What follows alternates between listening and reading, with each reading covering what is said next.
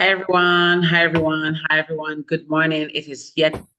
Another it is another Tuesday morning and again, good morning, good morning, good morning. It's another Tuesday morning. We're here again. And again, I forgot, Lord Jesus. Do you know what it is? On Tuesday mornings, I generally don't go to politics. And so in my head, I'm home, I'm free, like school's out. And then it takes Audrey and nudging me the last two Tuesdays. I was sitting there working on some politics stuff that I need to get MP to sign off on this morning because he goes to Parliament. And then I see the message like, oh, yeah, sure. Like, but I didn't remember. So here we are, not feeling so well. I'm having a bit of a sniffle. So I'm going to make early apologies. I'll be sipping my Jamaican root ginger, the best in the world, as I go through this conversation. So please bear with me. I want to say hi. I'm Dr. Ava Eaglebrand, the founder of Sisterholdmyhand, and here I am, the life book business strategist. I'm an independent publisher, but I'm more importantly a sister. And I'm joined, as usual, by my amazing sister friend, Audrey Joseph, the forgiveness godmother, who talks about what this series is about, the art of letting go. Audrey, I want to tell you that this series has been so useful. I've gotten so much feedback from so many people. I just wanted to pass that on to you. A lot of people are not commenting, but they're calling me and they're WhatsApping me and they're telling me. So I have this nasty habit of sending around the link to people very early every time we're on because I really think they need to hear the conversation. So welcome, Audrea. How are you doing? I'm going to ask you this morning how you doing. Greetings, Ava, Dr. Van. I'm good. Greetings to everyone as well. I'm just getting over a bit of a cold as well here in the UK, and as you can hear my voice a bit croaky, but that doesn't stop me from doing what I need to do. Yeah, I'm Audrey Joseph, known as the Forgiveness Godmother. I speak about the art of letting go. I'm an award-winning author, been featured in the Huffington Post twice. I've done so many things. It's now beginning to feel like a book in itself. Nice, And all nice. because I wrote a book with you. Thank you. So this morning we're both on the same kind of trajectory, having a sniffle. Do you know what? Mine is because I had sugar. Can I just put that out there? I've come off sugar and I've been telling myself I'm going to stay off sugar. And I don't know what happened this weekend, but I had a bit of sugar. And it really just triggered my allergy so badly that I had to go to the doctors yesterday and got myself some loratadine and really just trying really hard to keep it under control. So please forgive me, everybody, as I sound very nasal and I'm not my regular self this morning, but we are going to plod on. Okay? So, Audrey, I hope you get better. And I'm going to try and get you some Jamaican ginger because that's what you really need, right? To just get better. Yeah, sure, I need that. But I've got some African ginger here. So Not, mm, not the same, I not the same, know, but you not the just same. gotta needs must take what you can Next, get.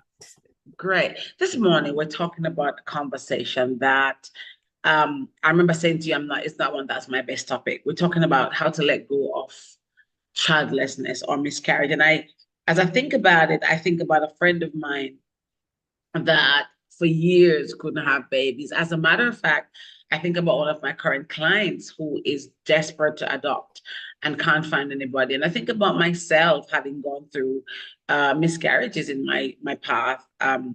And they are uncomfortable. They are frustrating. They make you, I mean, for me personally, every year when it's a time for birthday, especially with my son, before my son that I had before Mikael, every year I will remember he would have been X amount of years old. He'd have been that amount of years old. And thankfully I have children, but there are some women who have not got children and they've had miscarriages. And I know of women who are not able to have children because they've had multiple abortions. So we're going to really talk about all of that this morning. I don't know what angle you want to go because I'm not my best. I'm going to just throw it at you to see where you want to go with this. I can see your eyes closing and Whoa, yeah, it's because I'm just remembering I have children, but I've also had miscarriages, and I also know people who have tried to have children and couldn't have children. And I guess I could lead it down the path. May sound weird, but for me, it was, yeah, I had miscarriages, but I didn't and what happened was split up with that person. And for me, I look at it from the place that what is meant to be is meant to be, and I'm not with that person. And had I had children with that person, that would have tied me to that person and their life. And so I come to recognize that everything happens in the way that it needs to happen. Also, I'm with my husband, and we each, when we got together, we each had 3 children. So I had my 3, he's got his 3, but we actually never ended up having children together. And circumstances caused that.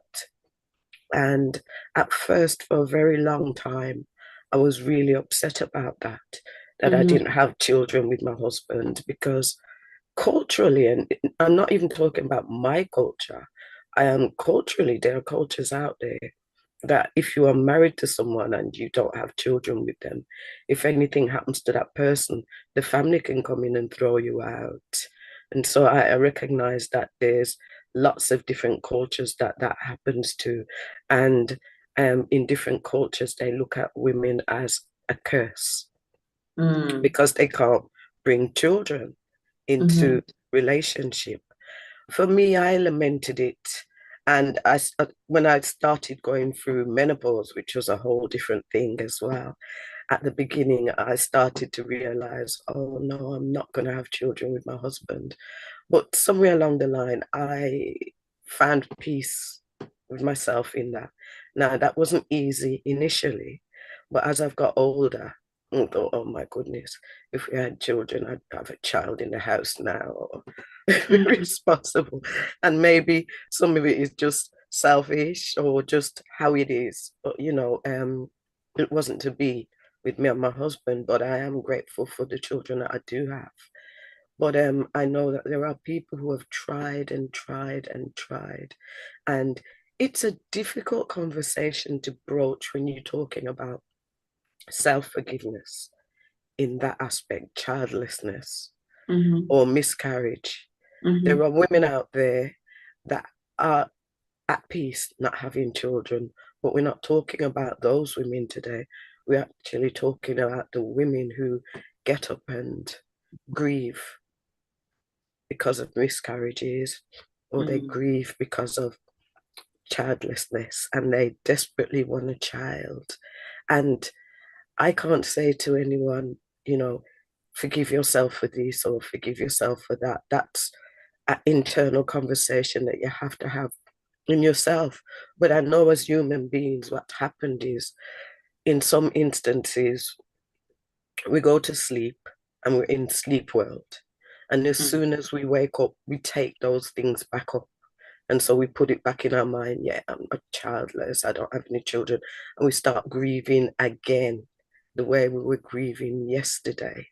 And so sometimes we're not allowing the natural process of grieving. Grief can be first it's denial, and then it's trying to understand it, and then sometimes it comes to acceptance, but it doesn't go linear in that way necessarily. It goes in many different directions. But I know that some people just hold that grief to them so tightly. They can't breathe, they can't live, and it's because they're beating themselves up.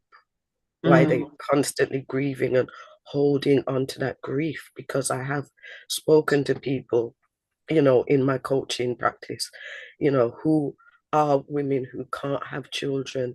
And when I listen to them, I recognize that the grief is the part that they can't let go of, because they feel like it's their fault, and they won't release that part to heal, maybe because they feel like, I don't deserve to feel happy, I don't deserve whatever it is.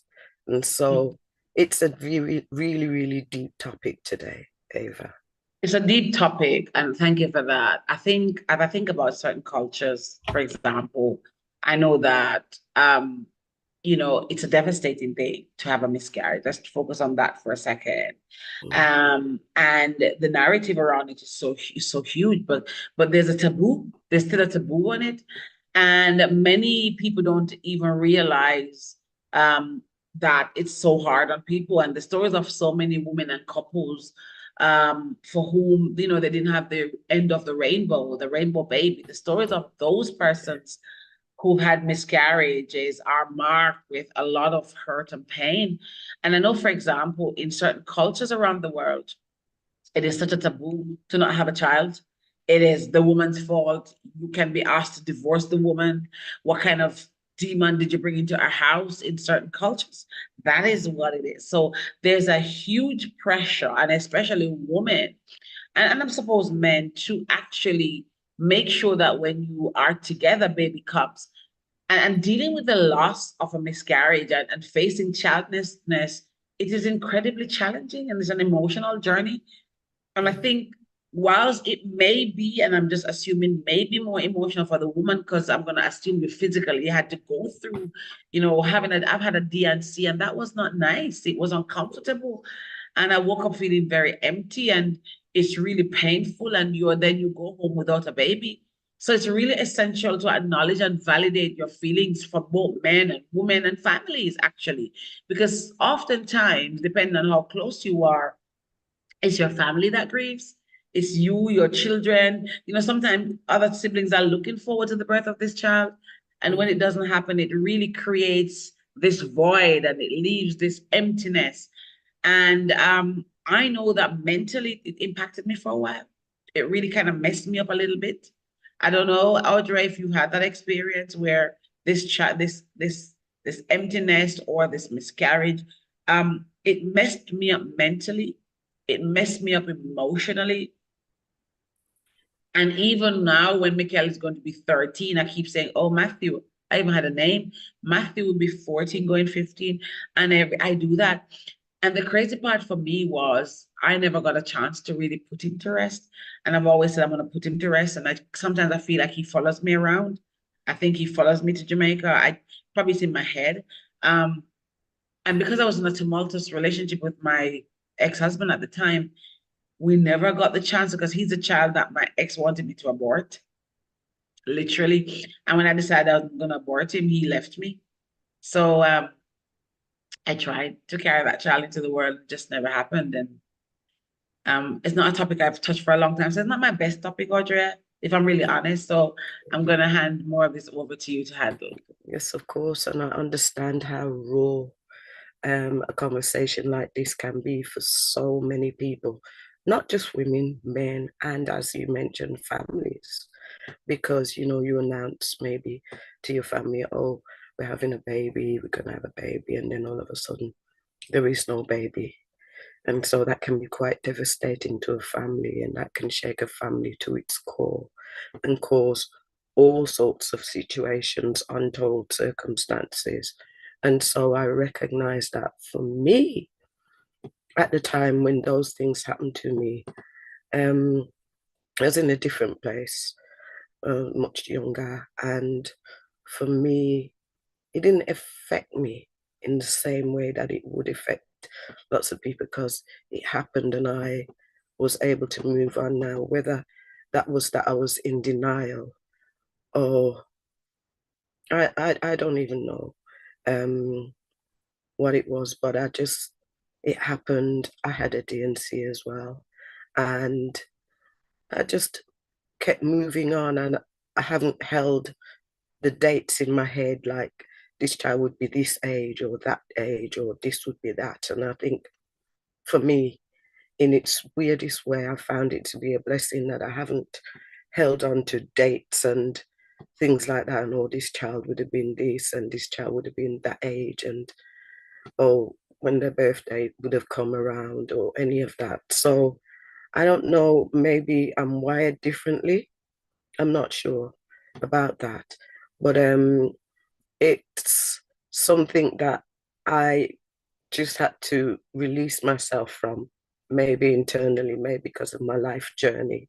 But I Mhm. didn't keep a hold on to any particular date that this child would be this age or anything. And for me, that's been a blessing, because at least when dates come around, I don't have those dates in my head. And I think, I can't say, but I know psychologically, people hold on to some of that stuff psychologically.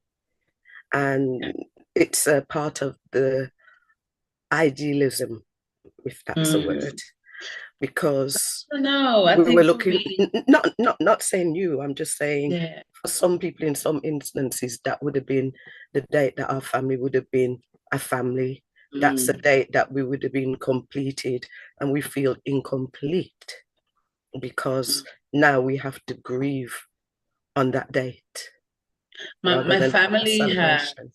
I agree with that. I think that's so for a lot of people. My son is like, my two children are like single children. At one's 26, one's 13.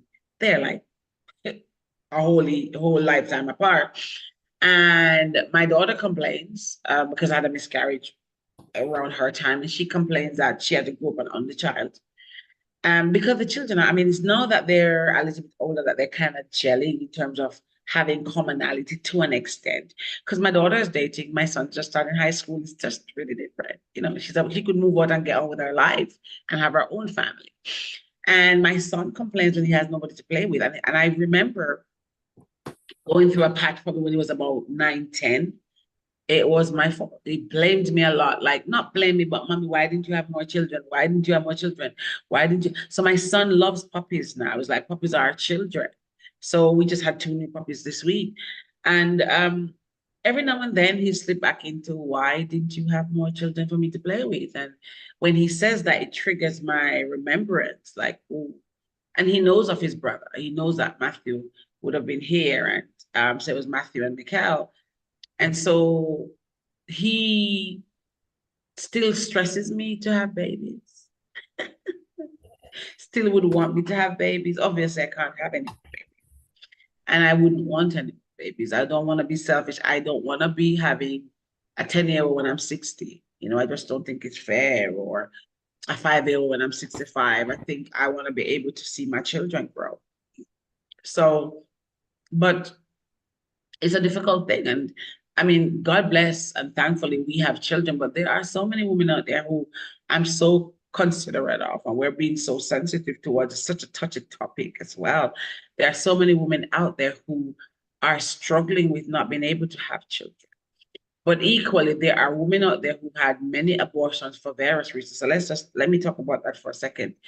The women who've had abortion because they just frivolously had it, um, my compassion level is not the same. It doesn't mean I don't have compassion, because people have abortion for various reasons. But when you're just frivolously having sex, unprotected, get pregnant, have an abortion, I don't have the same level of compassion. And let me clarify that before people jump on my head. A man who takes something and hit his wife in the head and kill her, God forbid, I have more compassion for that woman versus a girl who is doing illegal activities and got shot. Can you understand what I'm saying, Audrey? Mm-hmm. It doesn't mean I don't have compassion for both. Because as a coach, we go back into what made you go into that lifestyle and that kind of consciousness. So similarly, but I have more compassion for the woman who has been trying to have a baby and can't have one, or a woman who's had been raped. And I talk about that because that's a topic that is sensitive for me as well. A woman who's been raped and just feeling her heart that she can't have the baby, it's a personal choice, and has an abortion. I have more compassion for than a woman who just frivolously has sex and have abortion because it's available as a contraceptive. Am I making sense? Of course, you're making sense. And I do understand exactly where you're coming from in the conversation. You know, I was here and I was just thinking, women, couples who are paying for IVF, desperate for a child, and all of that. And it's not happening for them, Mm-hmm. you know, and their heart's desperate for that. But um, only Creator knows why that's not happening. God, Allah, whoever you choose, universe to call on. Only that entity knows why these things are not happening. And like I was saying at the top, for me, it would have tied me to someone who didn't mean me any good. It would have tied me to someone who I really wouldn't want to, now I'm older, to have been a part of my life. Um, uh, so for me, everything happens for a reason. And so it's weird, but it worked out for me, if you can all understand. But I do know that there's a grieving process, especially not not just the miscarriage, but there are people who've never even experienced the miscarriage. They just cannot have children. And so that part of it is so difficult to live with, that you didn't even get to the pregnancy stage, missing periods and getting celebrating, didn't even get that. And I'm not sure which is the lesser of two pain. The fact that you can get pregnant and you lose it, or the fact that you can't get pregnant and you don't have children. I think they're both equally painful. They are. Especially when you're invited to baby showers, you see family members having babies, and you have to endure all of that. These things are so difficult to reconcile for some people, because not everyone out there is like that. Some people make peace. So we're looking at one spectrum of it, but some people have got to the place where they just say, you know what, I can't have children. I know someone I'm gonna adopt, or I'm gonna yeah, I'm adopt. gonna adopt, and I'm gonna Adopt. be the best mommy that I can be to this particular child, the best parent that I can Auntie. be to this auntie, whatever it is. Yeah. And I've found some of the people who have made the best aunts are the ones with no children, maybe because they have Absolutely. a great desire to be moms. And so that's what I've seen as well. They've made the best godmothers, and some people, childlessness is a choice. Yes. Well, I have and so friends we who have always that. have to remember that too, that not everyone, just because they're in a relationship and they don't have children, want to have children. And Yes. sometimes it's a society's expectation, because we think that the process should be married, then children, and Yes. all of this. And it doesn't necessarily have to go that way. Some people do not want to have children and they are happy in their lives, but we're looking at them. I'm not saying we, people out there looking at them with the eyes of sympathy. Oh, poor thing, poor couple, they're not having any children, and it's such a shame. Maybe they can't have any, and oh, it's so sad for them. But maybe they're living their best lives. Maybe they're having the time of their life because they've chosen to focus solely on each other. I have a friend who, my dear friend, she's married and, she's in her late 30s, early 40s, and they've made a choice. They don't want to have children. They want to enjoy their career. They want to enjoy holidays, because let's face it, children are permanent Gucci bags. Okay. You got Gucci, you can change. I've got Gucci envy stuck in my container somewhere in England, and I have a Gucci out here, some of that, and I can change my Gucci bags. I have a Louis Vuitton I'm carrying on, I can change it. But with children, they are permanent Gucci bags, you all. You can't just get up and change them. And so it's a big commitment. Even a dog is a big commitment, especially when they be like Europe, you have to have somebody who sit the dog for you, or the cat when you're leaving, let alone a baby. And some people just do not want that responsibility. Mm-hmm. And that's their choice. There's nothing wrong with that. I remember when Chardonnay was probably about 6 years old, my friend who was my head of department at the time had a hysterectomy, and she couldn't take out her garbage. We lived nearby. And Chardonnay had to go and take out her garbage for her. And in that moment, I said to myself, wow, it's good to have children.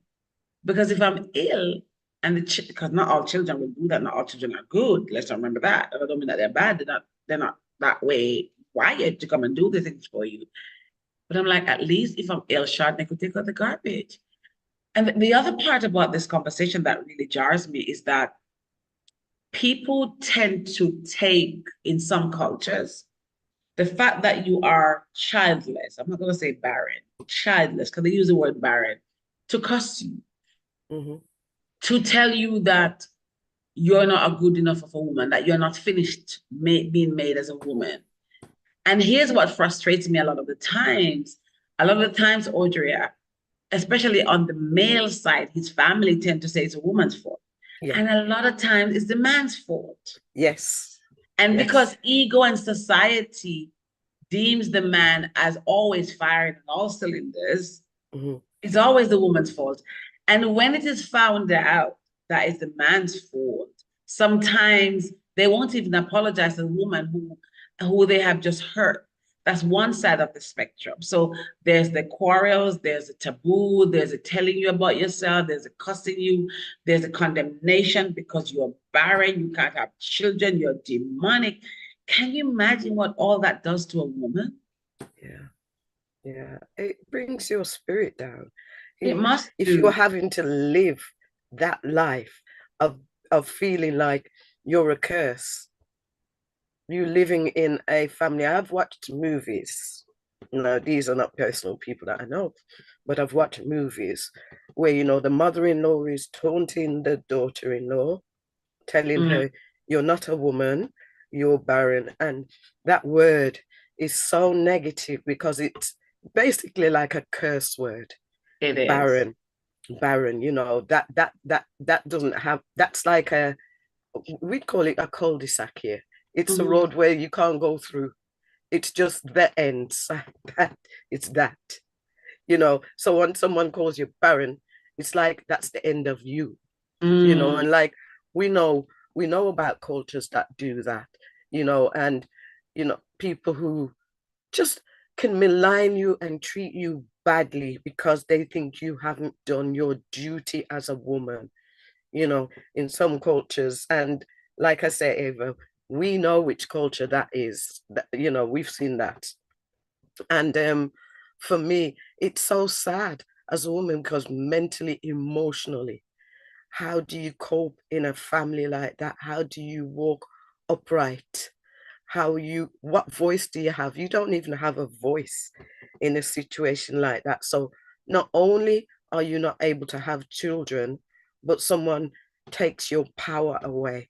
And that is so sad. And how can I say to someone, you've got to, consider forgiveness in that instance? Consider mm. forgiveness. These are the topics that are really deep when it comes to the conversation and the art of letting go. The art of letting go is so much more encompassing than saying forgiveness, Yes, because you've got to let go of these feelings, you've got to let go of absolutely. these thoughts, and these are the things that will be on the loop in your mind. Barren, no good, worthless woman, you know, Useless, yeah, useless. childless, Yeah. And demon, yeah, demon, because sometimes yeah, you're called a demon, right? yeah. And you got a whole, and the worst part about this is it's not just the men saying it, but a whole bunch of women who are the Yes. ones who are supposed to be coming to support you, Together and see support you, you, meant to you hold your know, hand during this yeah, process it's and this big time, sister hold my hand. and There's none speaking of to your that. spirit, No, speaking to it's your jeering. spirit. And It's yeah, yeah, absolutely. it's Yes. jeering, and there's no Yeah. sisterhood in that. And You there's know, corn. There's corn. yes, Don't forget, there's corn. yeah. And There's corn. so It's almost like you got a disease difficult. that will rub off on them, kind of Yeah. situation. And especially if you married someone of substance that the world Yeah. considers that he has money and prestige and power, or he comes from a particular type of family, and Yes. you're in that family and you've not shone the light, so to say, and you've Yes. not brought the babies into the family. So yeah, of course, it's a difficult scenario to It be in. is. But Really can I difficult. say this? It's crazy because I've seen situations where men have walked out of relationships because of that situation and probably even having a little side gig. Side gig. You get me. They're doing a side hustle. They have a side man. not advocating for that, and they get pregnant, even when they're still married and living with their partners. And it makes you realize that, voila, some people are not sexually compatible, actually. Do you know that? Oh, yes, definitely, definitely. And that was something that I found out um, when I split up with this person who I had the miscarriages with, is that I found out after that the miscarriages happened because we were not compatible. Mm. It wasn't working. The pregnancy would occur, but there was something missing. It wasn't occurring, you But at know. least you got pregnant. There are some women who cannot be impregnated by their current partners, and they've been slandered and called all kind of names. And then they have a little, sometimes these things push people away, men and women, to go into the arms of other people. Let's just be Yeah, real, it happens. yeah, yeah, And when this happens, I've seen situations and instances where those said women who were cursed and jeered and called all kind of names and slandered get pregnant while still cohabitating with their husbands by yeah, somebody else because they were never sexually compatible. yeah, Because the sperm of that man wasn't firing to reach there properly and fast enough to impregnate and germinate. And somebody else who is not, you know what it is? Sometimes the environment of the relationship impacts if you become pregnant or not, because a man who's constantly beating you down or a woman who's constantly beating you down, you're not there. And sometimes you're even compatible, but the environment is not compatible yeah, because you've been abusive to each other. Oh my God. And that stops you from when you lay down to enjoy something that's meant to be beautiful. It's a yeah, duty. yeah. And you become tense, and that can affect your body. It can affect the chemicals in your body. And so, of course, you're not able to get pregnant because you're tense, you're nervous. And so the chemicals that are supposed to be happening, because we think that the biology of creating a baby is just one particular thing, that the It's not. sexual act happens and then the egg fuses, the sperm and the eggs, and that fuses together. But there are also other things that are happening. And also, it's the mind as well. The mind can be affected because once the mind's affected, the body is affected. Yes. So it can also be that too, because if you are feeling nervous and scared constantly, then you are producing different types of hormones in your body, which That is blockers. definitely not conducive to They're creating a baby. blockers. Yeah, Yeah, they're blockers. I love the conversation, Audrey. I mean, we go on and on. I just wanted to give some tips to people and just be compassionate and understanding to the women who've had miscarriages or the women who have not had children and just what they go through. And I want to just say to you to allow yourself to grieve. Give yourself the time and space to grieve the loss. Understanding that grieving is a natural and necessary part of the healing process. And if you don't grieve, you're going to carry that forever. And it's okay to feel emotional. I remember I had a different range of emotion. I was angry, I was sad, I was confused, I felt lonely, I felt useless. I went through all of them. Seek support. yeah, So connect with friends and family who are supportive. Find groups. There are so many groups nowadays on social media for these things. Sharing your feelings sometimes and your thoughts with others can actually help you to deal with it and be comforting because you understand that other people have been through what you have been through. Express yourself, find healthy ways, journal. I mean, journal seems so universal. Do art, engaging in different activities that are going to bring you comfort and allow yourself to explore and express yourself and how you're feeling and where you're at, and just be dance and cry and do whatever you want to do without judgment. Or do you want to take that away and add anything to that? yeah. But I would also like to add that recognize when the grieving is not grieving and it's not healthy and it's really taking your life down a spiral. And so, in that instance, I would most definitely say seek professional help, seek a counselor, therapist, someone, because sometimes the grieving, it's natural to grieve, but sometimes there's also a different type of thing happening, and it's Mm, not grief, it's something mm, else. It's called a different name, but it's taking you mm. down the spiral, where some people become suicidal, Yeah. totally depressed. They're Yeah. unable to get up out of bed. They're unable Mhm. to live a full and free and joyful life. And so Mhm. recognize the difference in the grieving process and seek professional help. I love that. And guys, there's so if you ever we'll put some in the notes actually here of just some care lines that you can find. I want to just add that into focus on self-care. Do things that are going to take care of yourself because I know that in that period, women sometimes I know I didn't want to do anything. I didn't want to look after myself. I didn't want to eat. Just wanted to be in bed. I didn't want to shower. But find things that are compassionate to you, things that relax you, things that can start bring you back a bit of joy. Prioritize your self-care, exercise, meditate, spend time in nature. I want to also say though, Audrey, to explore alternatives. There are so many alternative ways these days of getting pregnant or being pregnant or also being a parent if you cannot get pregnant. There's fostering, there's adoption, there's IVF, there's all kinds of methods that you can do. And Mm. also seek counseling if you're a couple, go for counseling. And look into that. Last thing I want to add is to celebrate life. You know, find ways to celebrate and honor the life that was, even in the grief, right? That this could really be, you could plant a tree, you could have a memorial, you can do activities to commemorate the significance of that journey or your journey in that. And remember that healing is a gradual process. Yeah. And it's okay to seek professional help, like Audrey has said, Yeah. and be patient with And yourself be gentle with yourself. and be gentle with yourself and give yourself grace and peace and acceptance because you don't know. When I lost one of my babies, it was because the baby had Down syndrome, right?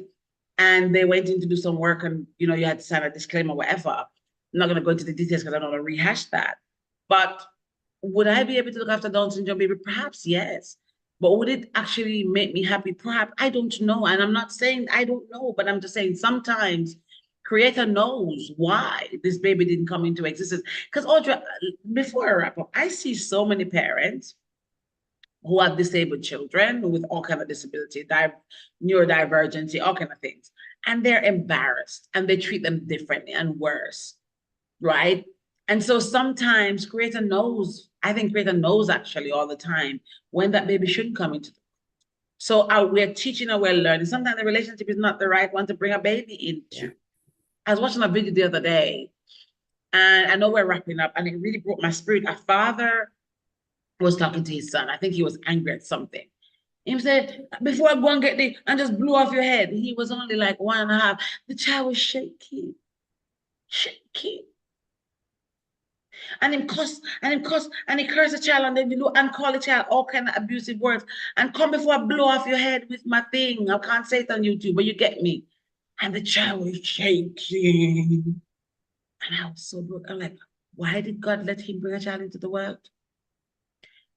If you don't, if you're watching this series and you have children and you don't want them, find a safe children's home and give them up for fostering or adoption. I want to put that out there actually. Because there's so many women who have children that they don't want. There are millions of women and families and men around the world who desire children. If you have them and you don't want them, rather than abusing them, please find a safe place. Audrey, you're not crying at me, are you? No, no, no, no, no. Just sad. Please Just sad when find you hear a those things. Sad. safe Makes me. space to give that child away. I want to pause and honor my mom. I want to pause and honor my mom for bringing me into this world at your very tender age. I'm sure you had many choices. Thank you, Mom. Thank you for bringing what was then called your bastard spawn into this world.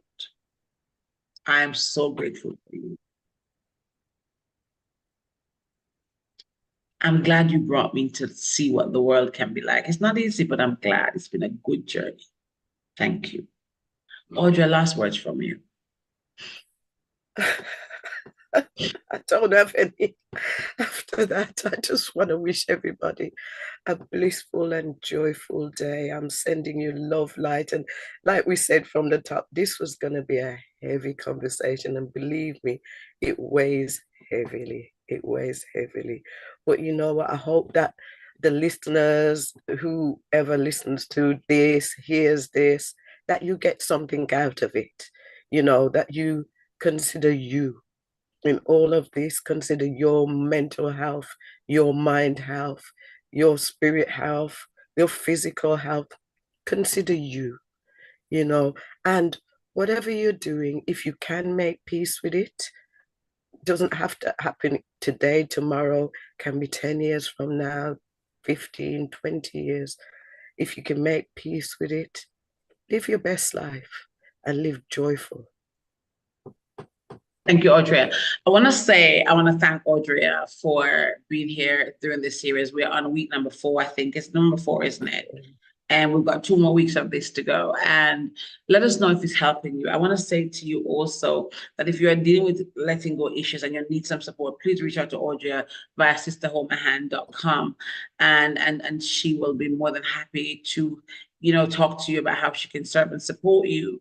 I want to encourage anybody who's got a story. If you want to come onto Sisterhood My Hand, we're going to be starting some series. And one of those series will be talking about stories. When I hear stories like these, women who've had miscarriages and abandon and barrenness and all of that, let's have those conversations, because it's only then we are going to be able to support women. The world is so busy. Social media makes the world so busy, and some of us can be lost and left behind.